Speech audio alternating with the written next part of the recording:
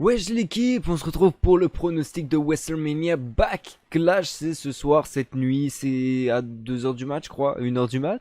Je sais plus, je suis perdu, à 1 heure du mat. À 1 heure du mat, évidemment dans l'Europe, sinon c'est à 20 heures. C'est à 20 heures. Non, c'est à 19 heures.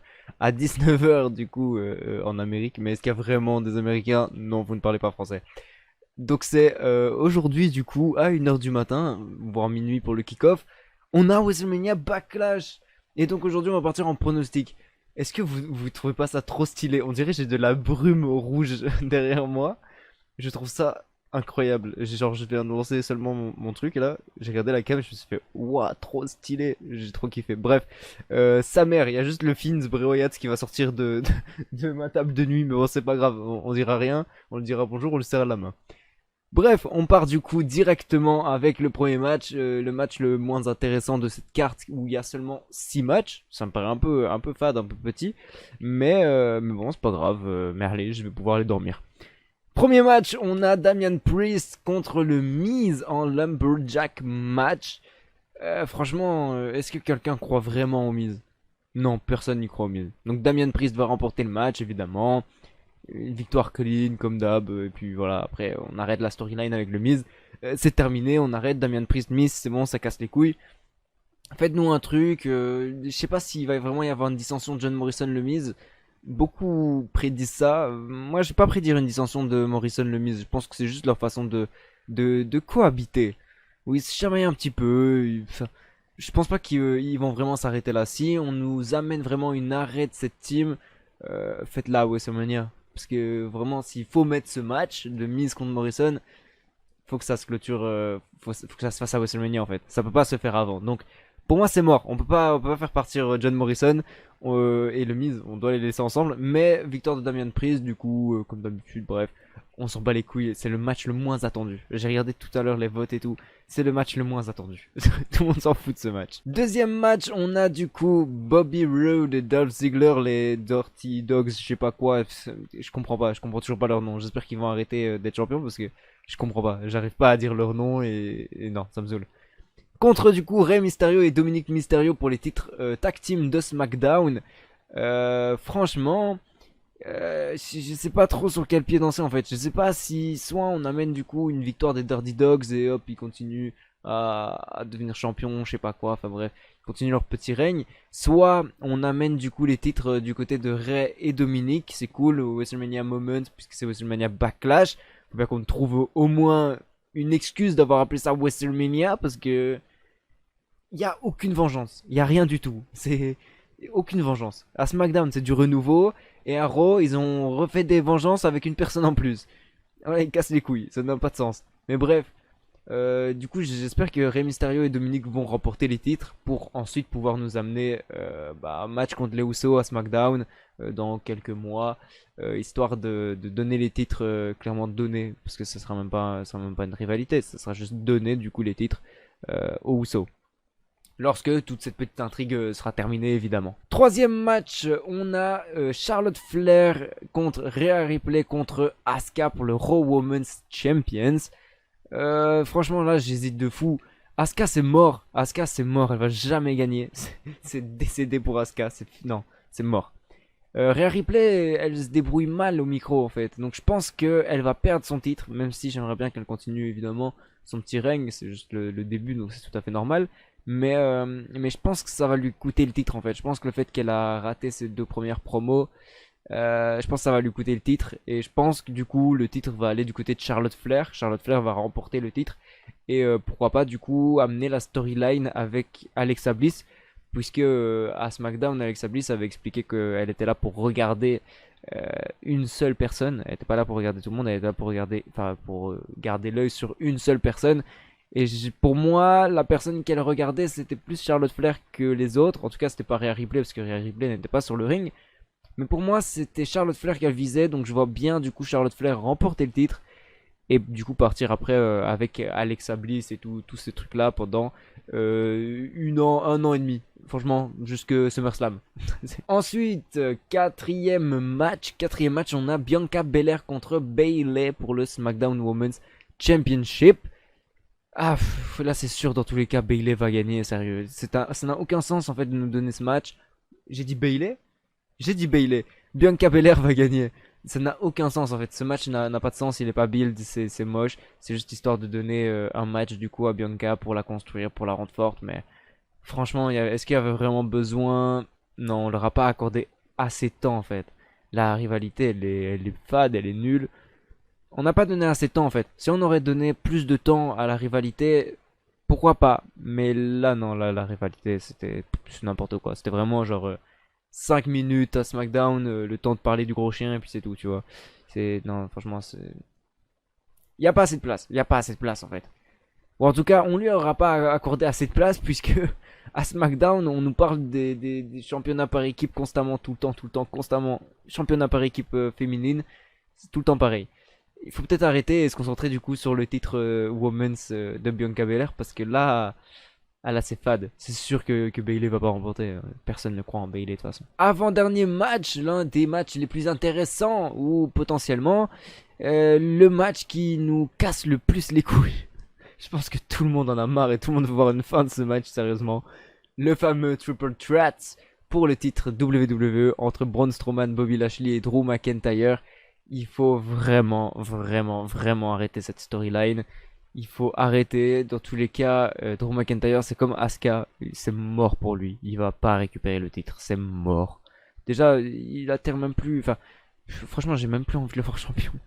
Je l'aime plus. J'aime plus Drew McIntyre. Parce que, en fait, de base, c'est bien construit. C'est bien amené. Le problème, en fait, avec cette storyline, c'est qu'on n'arrête pas de nous remontrer constamment. Non, non, on n'a pas 3 neurones. On n'a pas 3 neurones. On n'est pas con. On peut très bien se rappeler de ce qui s'est passé la semaine dernière. On sait très bien que Bobby Lashley, Drew McIntyre, c'est bon, on le sait. Franchement, on le sait. Pas besoin de nous rappeler à chaque début d'émission. Franchement, maintenant, je zappe. Les débuts d'émission, je les zappe, sérieux. C'est trop, c'est énervant. C'est que des rappels, des rappels et des rappels.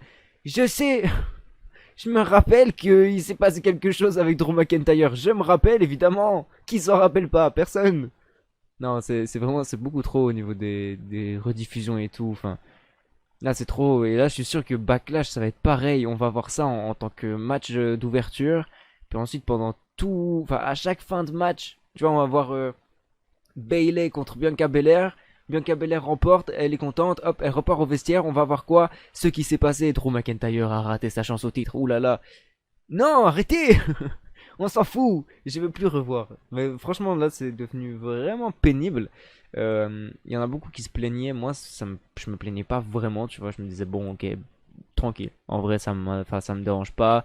Il y a des gens, ils prennent en cours d'émission, donc ça paraît logique. De toute façon, ils ont toujours rappelé, peut-être pas autant que ça, mais ils ont toujours rappelé ce qui s'était passé, etc. Mais là, c'est devenu vraiment beaucoup trop, en fait, parce que c'est pas on nous rappelle ce qui s'est passé à Raw, c'est on nous rappelle, genre, Drew McIntyre, qu'est-ce qu'il a fait à Raw? C'est même plus Raw, franchement. Appelez ça Draw. Faut l'appeler Drew McIntyre, ce show. C'est trop. Il y a vraiment tout le temps Drew et non, c'est trop. Non, c'est chiant. Franchement, c'est chiant. Franchement, enfin, on va voir Drew McIntyre s'est fait attaquer par Mace et T-Bar. Ouh là là, on voit Drew McIntyre parler avec MVP. On va nous remontrer des images de Drew McIntyre qui s'est fait attaquer par Mace et T-Bar. On nous montre des images comme de quoi aujourd'hui, il y a un match entre Drew McIntyre et Bobby Lashley. On nous remontre des images de Mace et T-Bar qui attraquent Drew McIntyre. Non, non, non, c'est bon, non, c'est bon. Voilà, j'en ai marre, ça m'a saoulé. Laissez gagner Bobby Lashley ou alors victoire de Braun Strowman et après du coup ça part en rivalité avec Bobby Lashley, mais Bobby Lashley est très très bon au niveau champion actuel à Raw. Laissez le titre à Bobby Lashley et changeons de roster, on fait quelque chose, on va chercher des perles, des pépites qui se passent là dans les bas-fonds du roster de Raw et on nous amène des vraies personnes sérieusement parce que là non là c'est trop. Parce que je suis sûr en plus que si ça se finit, on va nous amener Damian Priest, sérieux. On va nous amener Damian Priest contre Bobby Lashley et... Non, mais non, il n'y a aucune crédibilité, s'il vous plaît. Faites-nous naître une grosse pépite là des bas-fonds, tel Aleister Black, mais Aleister Black il va prendre du temps pour venir. Donc je sais pas qui, mais amenez-nous une pépite s'il vous plaît, parce que là, non, là c'est trop. Je veux plus voir Drew McIntyre, burn-out de Drew, c'est trop. Et donc du coup passons au main event, le match que j'attends le plus, et le match pour Si les gens regardent la WWE, dans tous les cas, c'est grâce à cet homme. C'est grâce à Roman Reigns qui défend son titre universel contre Cesaro. Franchement, t'aurais pu nous faire combattre Roman Reigns contre n'importe qui, ça aurait été le main event, sérieusement. Tu le fais combattre face à Ricochet, c'est un main event. Tu nous fais Humberto Carrillo, ou Carrillo, je sais pas comme vous le sentez, Carrillo ou Carrillo. Il y a personne qui me reprend sur ça. Mettez-vous d'accord, Carrillo ou Carrillo. Je sais pas, il y a pas de I, il y a des L, regarde, je sais pas, je sais pas. Bref, tu peux nous mettre Roman Reigns face à tout le monde, ça va être incroyable dans tous les cas, ce sera un main event de fou. Donc voilà, là franchement je m'en bats les couilles que ce soit Cesaro. Franchement personnellement j'ai jamais vraiment aimé le personnage de Cesaro, je le trouve trop fade. Et franchement, moi lorsque je vois Cesaro sur le ring, ça me perturbe. Il est tout lisse de partout. Le type il a le crâne tout lisse, la barbe toute lisse. Il a même pas un poil sur les épaules frère, c'est trop, il est tout lisse. Il met juste un slip, donc on voit tout son corps et on voit que de la peau. Tu mets un angle de vue sur Cesaro, il y a que de la peau. C'est trop. Non, enfin non, ça me tue. En vrai, ça me tue. Ça me fait trop rire et j'ai du mal à le prendre au sérieux en fait parce que bah c'est pas une personne qui a du charisme. Physiquement, il est pas très charismatique. Que Roman Reigns, il l'impose avec son chignon, sa grosse barbe et tout. Il impose quand même, tu vois. Que Cesaro, il impose pas trop. Donc pour moi, Cesaro, ça va juste être. C'est juste une question de passe. C'est juste une passe vite fait. Mais, euh, mais en vrai, le plus important, c'est le fait que Roman Reigns a fait ses histoires des Usos. Son histoire avec Jimmy Uso. Moi, c'est ça qui m'intéresse le plus. Qu'est-ce qui va se passer du coup avec Jimmy? Est-ce que Jimmy va coûter le titre? Non, c'est mort. Non, impossible. Roman va conserver son titre face à Cesaro. Et puis ensuite, il va peut-être y avoir une petite dissension, etc. Parce que de toute façon, je suis sûr que Jimmy Uso, il va pas se dire comme ça. Il va se dire, ouais, bon, ok, c'est vrai, c'est la famille, je vais aller avec la famille. Non, il faut qu'il se passe quelque chose. Il faut qu'il y ait un match entre Jimmy et Roman. Pour moi, il n'y a pas d'autre sens. Ou alors, si on nous le fait pas ce match-là, peut-être on nous amenait du coup les Usos champions par équipe. Et du coup, quand même garder cette tension entre du coup Jimmy Uso et Roman. Ça peut être intéressant, mais je suis pas sûr qu'en vrai ça va passer sur ça. Franchement, je pense que la WWE, de toute façon, ils ont un neurone avec 12 cerveaux. Ils vont juste nous penser à refaire des remakes de tout. Et on va nous remontrer que Drew McIntyre s'est fait battre par Bobby Lashley au tout début de ce show. Mais donc sur ce match, franchement, victoire de Roman Reigns, il n'y a vraiment pas photo. Et dans tous les cas, évidemment, il y aura des interventions, il va se passer quelque chose. Mais le plus intéressant, ça va être la fin de ce show. Qu'est-ce qui va se passer? Quelle intervention Jimmy Uso? Qu'est-ce qu'il va faire? Qu'est-ce qui va se passer avec Jake? Moi, c'est tout ça. C'est vraiment la fin de ce match qui m'intéresse parce que le match en soi, j'en m'en bats les couilles. J'en ai rien à foutre. Seulement voir Cesaro catcher, ça m'intéresse grave pas. Donc bon. Moi, je veux juste voir la fin de ce match. Je veux voir qu'est-ce qui va se passer après le match. Parce que c'est ça qui est le plus intéressant. Sur ce, c'était la fin de cette petite vidéo. Elle a duré pas très longtemps en vrai. Mais franchement, le show là, il est vide. Genre pour moi, 6 matchs, c'est pas beaucoup en fait. C'est rien du tout. Je sais pas si c'est normal d'avoir juste 6 matchs. Je sais même pas qu'est-ce qui va se passer dans le kick-off. Est-ce qu'on aura des matchs dans le kick-off? Parce qu'à WrestleMania, on n'a pas eu de match dans le kick-off. Se trouve, on n'aura pas de match dans le kick-off. On aura juste on nous remontre Drew McIntyre. Petite interview avec Drew McIntyre qui va me dire qu'il va battre Bobby Lashley et Braun Strowman aujourd'hui. Puis on va grosse review sur la rivalité juste avant qu'on commence le show. Et là, du coup, grosse review sur toute la rivalité entière parce que c'est toujours ce qui se passe avant les matchs. Ça va être relou. Franchement, ça va être relou. Non, franchement, j'en peux plus Drew McIntyre. Il faut vraiment éliminer Drew McIntyre, s'il vous plaît. Éliminer de la carte pour le moment. Parce que là, c'est une surdose et c'est trop. On nous fait tellement gober de Drew McIntyre qu'on en a plus envie. Non, on peut pas faire ça. Il faut vraiment arrêter parce que sinon, le pauvre, sa carrière va être morte. Sa carrière va être décédée or qu'il était dans une bonne passe début de l'an dernier. Là, ça devient compliqué, franchement. Moi, j'en ai marre. J'en ai vraiment marre de Drew McIntyre. S'il vous plaît, amenez-nous un retour de je sais pas qui. Moi, il y a un truc que je me pose vraiment, c'est quand le changement de roster, je sais plus comment ça s'appelle. Ah, le draft. C'est quand le draft? S'il vous plaît, draftez. Draftez, s'il vous plaît. Il faut du sang neuf du côté droit. Draftez. Moi j'en peux plus là. Non, non, franchement, faut drafter. Drafter Braun Strowman à SmackDown. Peut-être Drew McIntyre aussi à SmackDown au cas où, parce que bon voilà. Et drafter autre chose. Je veux drafter d'autres personnes à Raw, parce que non, là c'est trop. C'est vraiment trop. Allez drafter Seth Rollins à Raw, s'il vous plaît, parce que Seth Rollins, il pourrait nous faire un bon truc avec Bobby Lashley. C'est quand le draft? J'attends le draft. Je vais me renseigner quand va arriver le draft, parce que j'ai besoin de draft. J'ai besoin d'avoir du changement dans ce roster de Raw. Enfin, genre, il y a à peine un an, ça fait même pas un an, Bayley était championne. Elle perd son titre face à Sasha Banks. Sasha Banks part en rivalité avec Carmella, puis part en rivalité avec Bianca Belair. Bianca Belair prend le titre. Hop, Bayley revient. Vous avez 4 personnes, vous, dans votre roster, ça se passe comment? Même du côté de SmackDown, c'est trop. Mais après, ça va, parce que du côté de SmackDown, niveau masculin, ça se passe super bien.